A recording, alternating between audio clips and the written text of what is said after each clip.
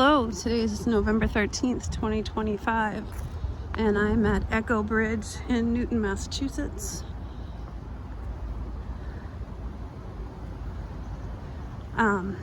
Just got out of work. Today I want to talk about the Great Awakening mostly. It's pretty windy out here though, so I'm not sure how long I'm going to last. But this is a topic that's probably going to take a little bit of thought and a little bit of time, and I'm trying to keep it to 15 minutes still because I am having a lot of trouble uploading anything bigger than that. Let me see if I can get out of the wind. But yeah, this is called Echo Bridge right here. I've never actually walked under it before. I drive by it all the time, and I knew it was here, but I never really stopped. I've been meaning to come by here. It's a very interesting bridge, for sure. Let me go down this staircase and see where it takes me. But no, I wanted to talk about the Great Awakening, and particularly the Great Awakening as a child. So I watched a video yesterday. Oh, this is kind of cool. I'm like right under the bridge now. Here we go. Yeah, I watched a video yesterday about were you awake as a child? And I wanted to talk about that and my experience about that, and actually into my own children's experiences too. But so when I was a kid, yeah, I fit all of the descriptions. I was a sick kid in and out of the hospital. A lot of times people that are awake have like difficult childhoods. So I had my calcium disorder being misdiagnosed for a very long time. And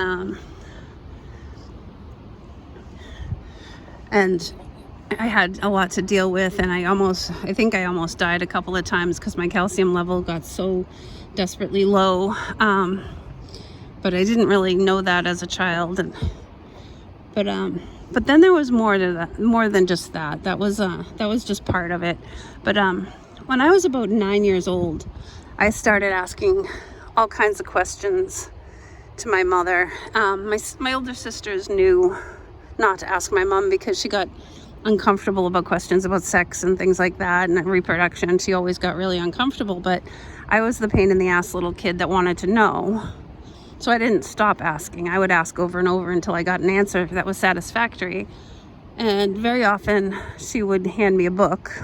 I would read the book and have new questions. So I was very fascinated by this from the time I was really, really little. And by the time I was 9, I asked her what it was like to have a baby. And this was probably my first red pill, and I can hear the echo. This is called Echo Bridge, and I definitely am hearing the echo standing down here. It's kind of cool. I don't know if it's picking up, but let's stand over here where it's not going to echo so bad. But yeah, I asked her what it was like to have a baby, and all of us were born in the 1950s and 60s when births were very medicalized, and very not in the control of the woman. Forceps were a big thing. And so I asked her what it was like, and she said, oh, it's nice. You go to the hospital, they give you some drugs, they put you to sleep, and when you wake up, there's a nice little baby there. And I was so insulted. I was so shocked and so insulted. I still remember that feeling of like, how dare you be asleep for my birth? Like, seriously. That's incredible. Like, why would you be asleep for my birth?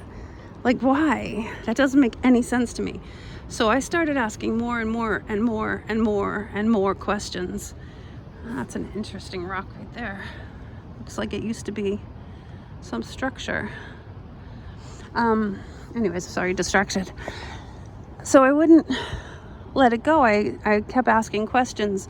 And so by the time I was 15 or 16, I had asked so many questions, and then a midwife came into my high school. Two young midwives. There was only a handful in the whole state of Massachusetts at the time. There was only 2 schools for nurse midwifery in the whole country at the time. And one of them was Valerie Hodenius, and the other one was Trudy Cox. Valerie delivered both my kids later on, and she was quite quiet that day. Trudy did most of the talking, but they started explaining about natural childbirth and how the body's supposed to be, able to work, and that you shouldn't be messing with it by introducing these drugs and these different chemicals, and how these things can cause everything to go awry. And once again, it's great if you really are in trouble, if you really do need help. It's great that we have these interventions, but they're overused, and we need to start giving women the power back to birth their own children without all this intervention, without this doctor taking over and all this stuff. And so it was like a huge light bulb went off. All the questions I'd been asking for so many years suddenly sparked big time. And I don't want to make this all about the birthing stuff. That was just one of my biggest red pills in my life, and it was my earliest red pill. So while fast forward a few years, I'm living life, I'm doing my thing, I always leaned towards the more natural stuff. But then I started doing, I really wanted to work with childbirth, and I later started working as a doula. And I knew circumcision was bad. I knew it was a bad thing, a bad choice to make your baby go through that, and it was bad to take part of his body away, and I knew all of that stuff. But I didn't know how bad it was, and I still was in the belief that it was it was up to the parents. When I started working as a doula, I still kind of fell into that category, that I thought it was a parental choice. I don't believe that anymore. I think it's a parental violation. I think the parents are being lied to. I think the baby is totally getting brutalized and raped. And I'm going to use the word rape. I don't care who gets offended. If it happened to you, you would feel raped. And just because you don't remember it doesn't mean you didn't get raped. So I don't even care if anybody gets offended by that anymore. I really don't. It's way worse than rape. They take part of your body away too, and you have to live like that and pretend nothing is wrong. So way worse in my mind. Rape with a blade rape of a baby, and ranting over. Anyways, so I started researching that when I became a doula, because there was a couple people that asked me questions that I couldn't answer, and I have to choose between the echo of the bridge and the wind. So I'm going to stick with echo for now, because the wind seems strong. But those were two of my original, hey, wait a minute. And then on top of that, because I was a sick kid, I started really questioning doctors as far as what they could, I realized that very young, 9 or 10 years old, because of my experience in the hospitals, that doctors were definitely fallible human beings. I don't think I used that word at the time, but I knew they could make big mistakes. I knew they were not always right. And that they got things wrong a lot, because it happened to me. It happened repeatedly to me. Being misdiagnosed for 3 years, it happened to me for years. So yeah, all of these things contributed to my great awakening. But I also, as a child too, I also did a lot of soul searching, in these topics of conversation that would come up. They would talk about how they used to believe the world was flat, and now they believe that the world is round. And I remember thinking, as a small child, not really small, but 9, 10, 11 years old, thinking, wow, how did they convince everybody of that? How did that change? What happened to change everyone? So these were little by little, I started realizing how much lies we've been fed, and how little adults really knew. And I started questioning that when I was still a kid. So I remember in second grade, another thing I remember in second grade was that I went to CCD, which is Catholic Sunday School on a Tuesday. I forget what it stands for, catechism, not catechism, not cataclysm, but catechism class. I forget the exact acronym, but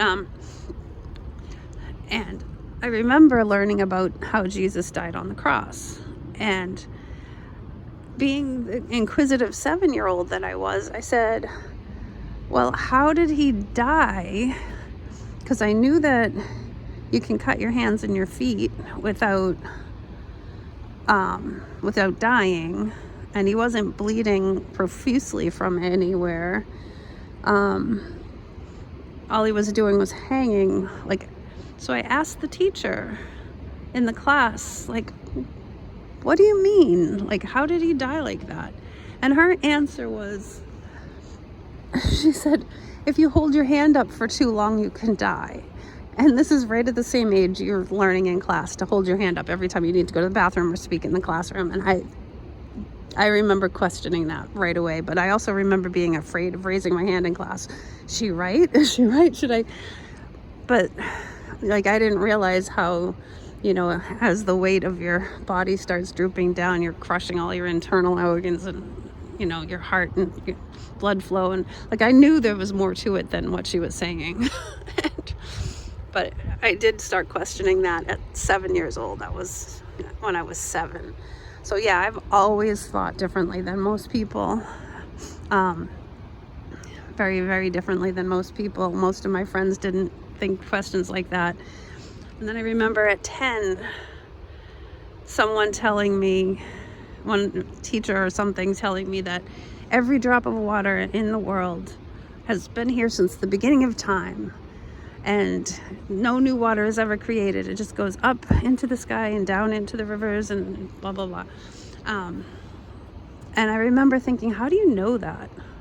How would you even test that?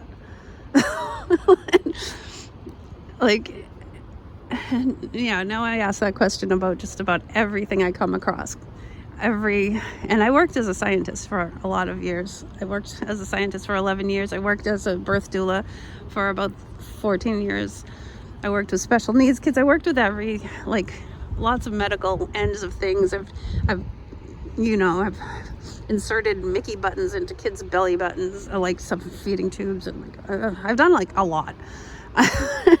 So all along the way, I'm always thinking, how do they know this works? How do they know, what exactly is the methodology that brings this about? So, I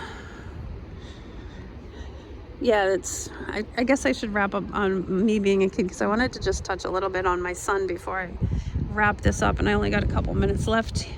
But my son, as he was growing up, my daughter not so much, but my son was very much like me, asking these questions. He was asking the big questions.